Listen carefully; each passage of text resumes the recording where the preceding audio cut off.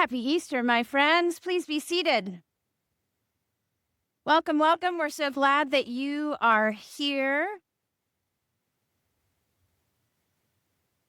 As you might imagine, for a preacher who's been preaching for some years, preaching on days like Christmas and Easter pose both a great honor and a great challenge. You all have probably heard however many Easter homilies as, right? You've been alive, if maybe a few.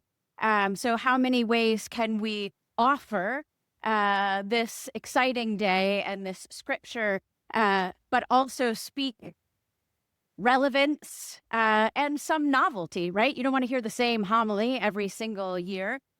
So this is what I offer you this Easter. And it comes, the primary quote that we're going to hang out with, an idea, actually comes not from a theological tome or a commentary or even scripture this morning. It comes from House Beautiful. Anyone read House Beautiful on a regular basis? Some of you, yes. House Beautiful, as you might imagine, is a book for people who love beautiful homes and things that you put in homes, and it's all interior decorating and architecture and all those kinds of things. But this is the quote, friends, that I found a couple of weeks ago, and this is where we're going, okay? You can't land at fabulous. You can't land at fabulous. You have to experience fabulous all the way through. I'm going to say it again. You can't land at fabulous. You have to experience fabulous all the way through. Now, this was an article about a gorgeous house. I encourage you to Google it and go look it up. It's a beautiful house if you like those kinds of things. But the owners of the house had hired their interior decorator just to kind of figure out what to do with the floors, right? It was supposed to be a really simple project. We're just redoing the floors on the main level. And of course, what did it turn into? A full gut renovation, whole house, top to bottom, soup to nuts, everything, the handles on the cabinets, you name it, it came out. New ones were put in. Why? Because you can't just land at fabulous. You have to experience fabulous all the way through. And if you only do the floors and you haven't touched the walls or the faucets or the carpet or the pillows or the fans, right? It just doesn't feel right. Welcome to Easter, friends. He is risen, and we have been once again blessed and charged to be the fabulous Easter people in the world in constant need of restoration.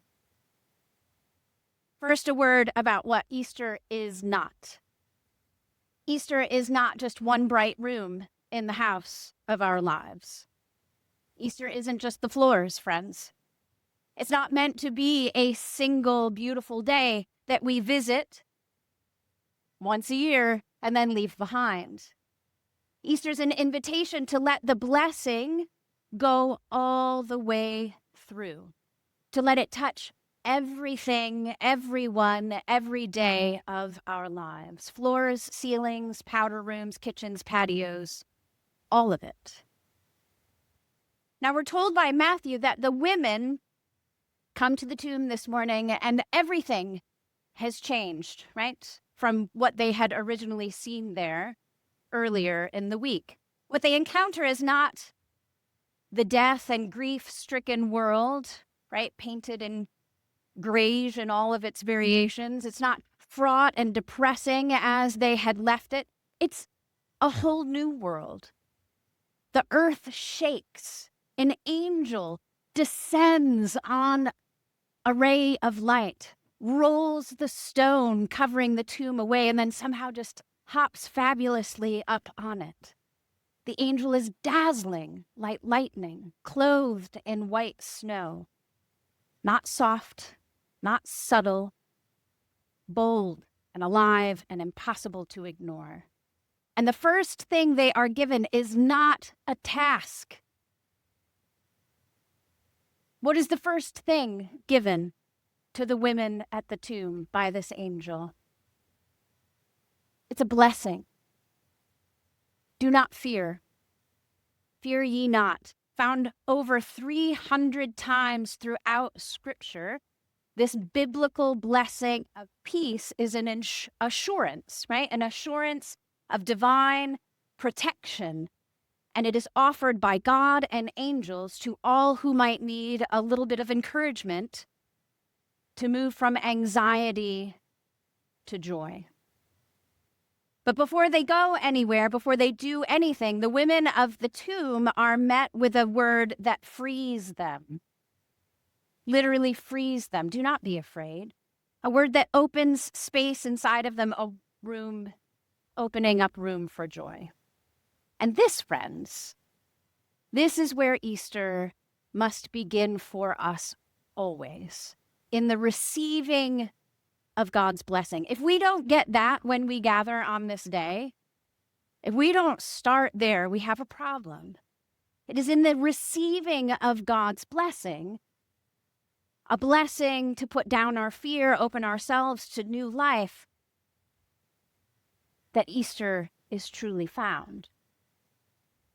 John O'Donohue, who is one of my favorites, you might know him as an Irish poet, also priest and philosopher and author. He believed that such blessings, and this is what he wrote, let us look again at the lives we have been so generously given, and let us let fall away the useless baggage that we carry. Old pains, old habits, old ways of seeing and feeling, and these blessings let us have the courage to begin again.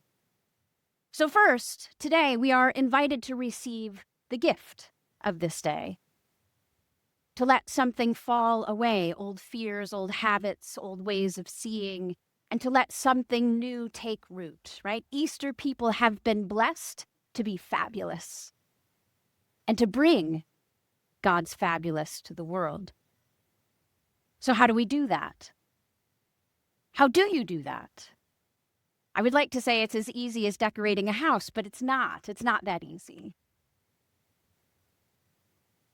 But it is easy once you start learning how. And this is how. By offering God's blessing. By being people who bless. Right? Not just in church, but everywhere. By seeing the fabulous everywhere and thus moving through the world with reverence. Blessing a table before a meal. Blessing the work of our hands, even silently blessing the strangers we pass on the street. Not because everything is perfect. We're not perfect. That's not what a blessing means. A blessing is a blessing because God is present. And when we know that and see that and really receive that, it changes how we move through the world. We stop living like there isn't enough, right? Not enough time, not enough love, not enough goodness, not enough cake, whatever it is. We stop that less than fabulous life of seeing what isn't there, and we start seeing God everywhere. This less than fabulous life is shaped by scarcity, and we know it well, friends. I was coming in today listening to NPR, and they were playing a bit of the new Pope's Easter message. I like the new Pope. I don't know about you. Like him a whole lot. And he has a very different pulpit than I do, so I guess it makes sense. But his whole Easter message was about war and about how we really shouldn't have so many wars and we should not be doing what we're doing, right? It is a life full of anxiety, fear, and scarcity. We're preaching the same message. I'm just coming from the other side saying we can make it a whole lot better if you and I just figure out that we are blessed and that we should be blessing everyone and everything around us. That love, that sharing of love is the Easter message. But how many of you actually feel comfortable being people who bless? I talk to people all the time. Don't be nervous or ashamed about this, right? People who come to church every week but still don't ever want to be asked to say a blessing over a meal, right? Please, Jesus, don't pick me. I don't know what to say. Don't want to sound dumb. right? How many of you have young children? Do you ever think of blessing them before they go to bed or before they go to school? Do you think of walking to a neighbor's house, offering them a pot of soup when they're sick and blessing them, even quietly? Blessing, giving thanks to God for the gorgeous abundance of blooms that are happening right now. I feel like people probably think I'm a little bit crazy, but while I walk around this neighborhood and my neighborhood and wherever I am, half the time my mouth is moving because I'm just chatting with God like, wow, look at that bird. I've never seen that bird before. How did you make that bird? That's so fabulous. That's a blessing, right? Just seeing and being the people who see God. Easter is what tells us this story, that there is more to life than death, that there is more hope than despair, and that there is more love than we imagined. We just have to see it and bless it and call it what it is to help others around us see it and know it as their own. Once we become these people, friends, something happens. Slowly, but it happens, right? The blessings spread one room at a time, one moment at a time, one person at a time, until the whole house and the whole world begin to change. Until our days begin to look more like Easter than not like Easter. And that, my friends, is the invitation I offer you and God offers you this morning. Not just to celebrate resurrection, you should do that, but to receive it so deeply that it reshapes how you live.